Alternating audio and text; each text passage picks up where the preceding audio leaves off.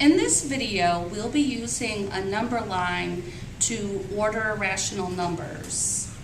The rational numbers that we're going to order include 61%, 68 hundredths, 2/3, 57 hundredths, and 3/5. So, in class we discussed a strategy to help us when we were ordering rational numbers. So what we're going to do is change everything to decimals.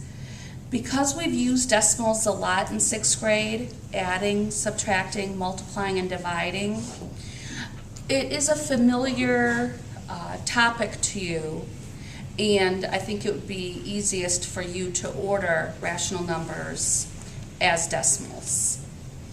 So the first thing we're going to do is change 61, and actually I'm going to erase this because we're not ordering integers only, we're ordering rational numbers.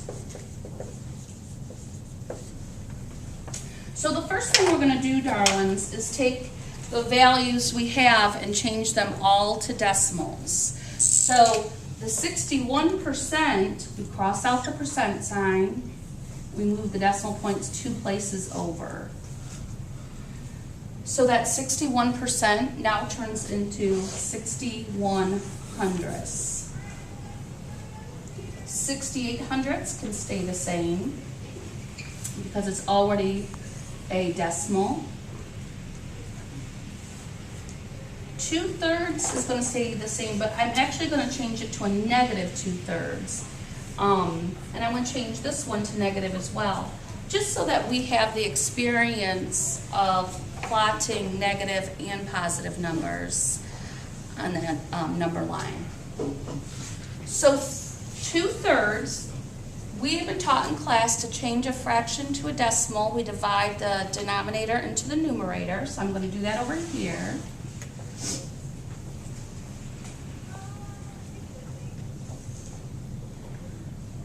I placed my decimal point in the dividend and in the quotient. 3 can go into 20 6 times. 6 times 3 is 18.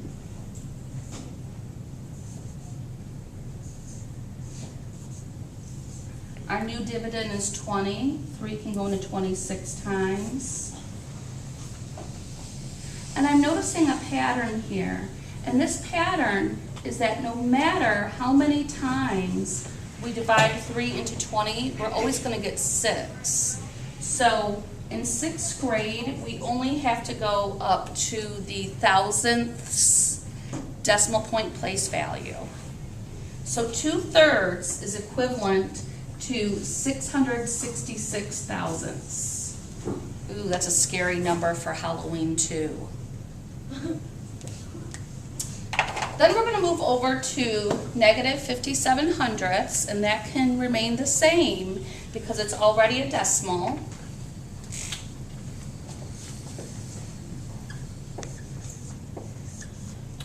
Ooh, and I'm really scared of 3/5. What are we going to have to do to 3/5 to make it a decimal? You can blurt it. Divide. Thank you. We're placing our decimal point in the dividend and in the divisor, or excuse me, in the dividend and in the quotient. 5 goes into 36 times. And so the decimal equivalency to the fraction of 3/5 is 6/10.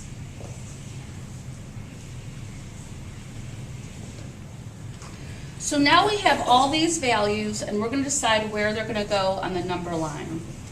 As I double check my work, I realized I made a mistake. I forgot to make the 666 thousandths a negative number. So you see the negative symbol before the 2/3. So if a math teacher can make a mistake, you know, it's possible that we all could make that same mistake. So I'm going to go ahead and add my negative symbol. Okay, so judging on what we have here, we're going to go ahead and plot these values on our number line. Excuse me. Let's start with the least value, and that would be negative 666,000. I'm going to plot it. I'm going to label it.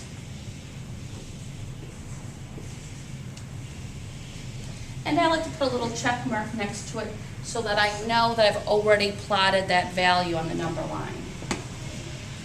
The next value I think to put up here would be our other negative number, which is negative 0 and 57 hundredths.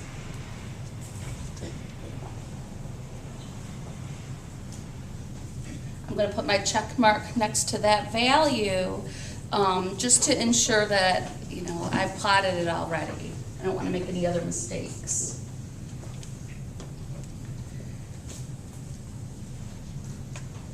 The next value I believe we're going to plot is 6/10.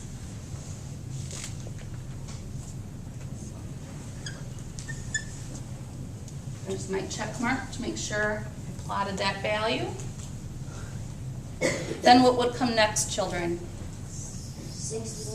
61 hundredths, I agree. And then our greatest value listed? 6,800. 6,800, thank you.